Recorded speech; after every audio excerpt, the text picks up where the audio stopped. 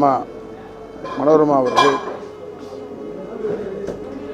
அனைவராலும் அன்பாக ஆட்சி என்று அழைக்கப்படும் அந்த நல்ல உள்ளம் 1000க்கும் மேற்பட்ட படங்களில் நடித்து உலகளவிலே பெரிய சாதனை செய்துள்ளார். ஆனால் கடைசி அத்தியாயம் சினிமாவிற்கு இதெல்லாம் கடைசி அத்தியாயம், அதில் எல்லாரும் சந்தேகம் கிடையாது. அம்மா அவர்கள் ரொம்ப பாவம், உடல்நிலை சரியில்லைன்னா கூட சிரித்து பேசி எல்லாரையுமே மகிழ்விக்கக்கூடியவர். அவங்க அவ்வளோ முடியாத நேரத்தில் கூட சிங்கம் 2ல் வந்து நடித்தாங்க. சிங்கம் 2ல் நடித்து இயக்குனர் ஹரிக்கு தான் அத்தனை இது அதிர்ஷ்டம். அவங்க நடிச்சு டப்பிங் வேறு வந்து பேசினாங்க.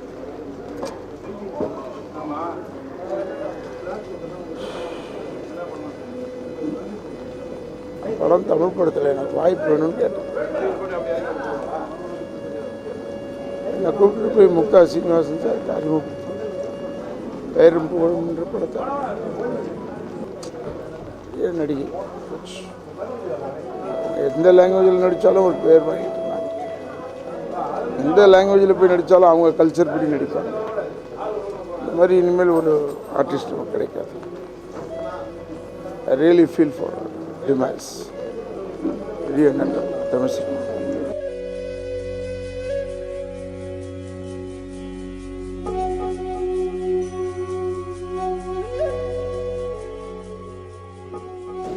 ஆயிரத்தி 1978 79 அவங்களோட நடிக்கக்கூடிய வாய்ப்பு எனக்கு கிடச்சிச்சு.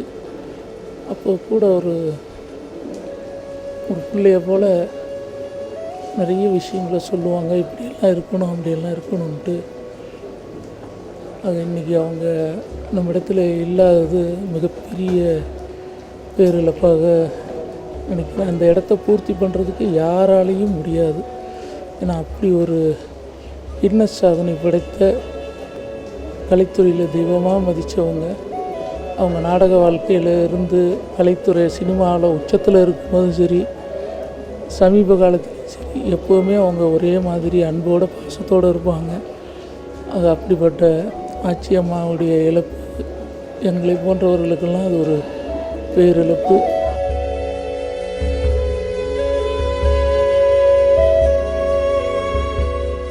ரசிகர்கள் எல்லோராலும் பெண் சிவாஜி என்று அழைக்கப்பட்ட, உங்களோடு அழைக்கப்பட்ட ஆட்சி அவர்கள் நம்ம எல்லாவற்றையும் போயிட்டாங்க. ரொம்ப கஷ்டமாக இருக்கு. எவ்வளோ பெரிய மிகப்பெரிய கலை. 5 முதல்வர்களோடு நடித்தவங்க இந்த இண்டஸ்ட்ரியில் இன்னொருத்தர் அந்த மாதிரி வருவாங்களான்னு தெரியும்.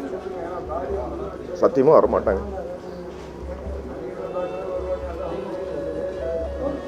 4-5 படங்கள் அவங்க கூட ஒர்க் பண்ணியிருக்கேன்.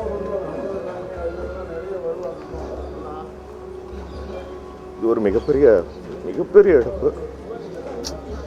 ரொம்ப வருத்தமாக இருந்தது. ஹாஸ்பிட்டலுக்கு போயிட்டு வந்துக்கிட்டு இருந்தாங்க.